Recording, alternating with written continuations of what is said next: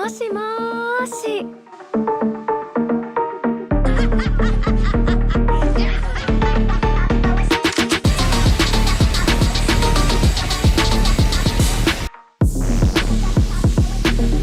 Jujutsu Cassen season 1 के निर्देशक सुंघू park का लंबे समय से इंतजार किया जाने वाला मूल एनिमे बुलेट बुलेट आखिरकार इस जुलाई में प्रीमियर के लिए तैयार है। 16 जुलाई से एक्सक्लूसिव डिज्नी प्लस पर स्ट्रीमिंग करते हुए सीरीज ने एक नया ट्रेलर जारी किया और अपने लाइनअप में 8 नए कास्ट मेंबर्स को जोड़ा है।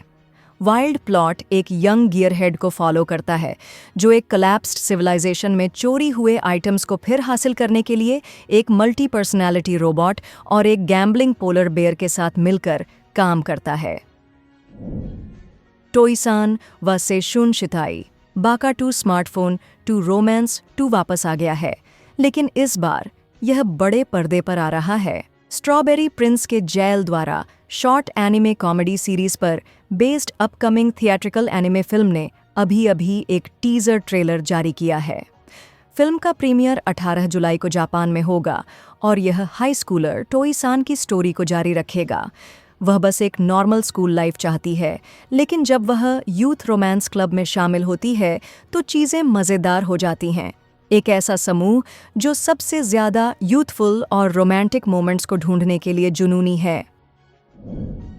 डान डा डान सीजन 2 लगभग आ गया है और पहले 3 एपिसोड्स की स्पेशल थिएट्रिकल स्क्रीनिंग हो रही है। डान डा डान ईविल आई टाइटल वाले एपिसोड्स 6 जून से जापान के बाहर दिखाए जाएंगे। इस बीच पूरा सीजन 3 जुलाई को जापान में प्रीमियर होगा। इस खबर के साथ एक नया विजुअल और कास्ट की अनाउंसमेंट हुई और फैंस पहले से ही सुपरनैचुरल, साई-फाई और अनफिल्टर्ड केओस के एनिमे के इनसेन ब्लेंड के लिए एक्साइटेड हैं।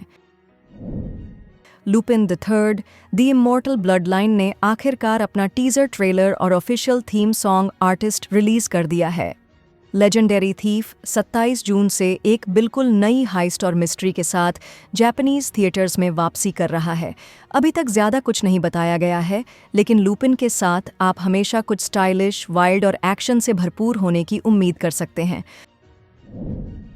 वन पंच मैन सीजन 3 अपने विलेन गेम को आगे बढ़ रहा है।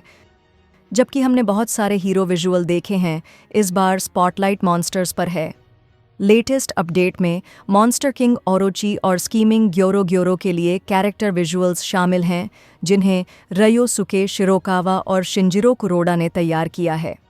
सीजन 3 का प्रीमियर इस अक्टूबर में होगा और हीरोज और विलन्स के बीच टकराव और भी ज़्यादा इंटेंस होता जा रहा है। सीक्रेट्स ऑफ दी साइलेंट विच जुलाई 2025 में अपनी शुरुआत से पहले फिर से सुर्खियों में है। एक नए कास्ट मेंबर का खुलासा किया गया है। योशिकी नाकाजिमा सिरिल एशले के रूप में शामिल हुआ। एनिमे मोनिका एवरेट पर बेस्ड है, जो दुनिया की एकमात्र जादूगर है जो साइलेंट मैजिक करने में सक्षम है। अपनी पावर और फेम के बावजूद मोनिका बेहद शर्मीली है और अब उसे विलन्स और बात करने के अपने डर से लड़ते हुए सीक्रेटली एक प्रिंस की रक्षा करनी है।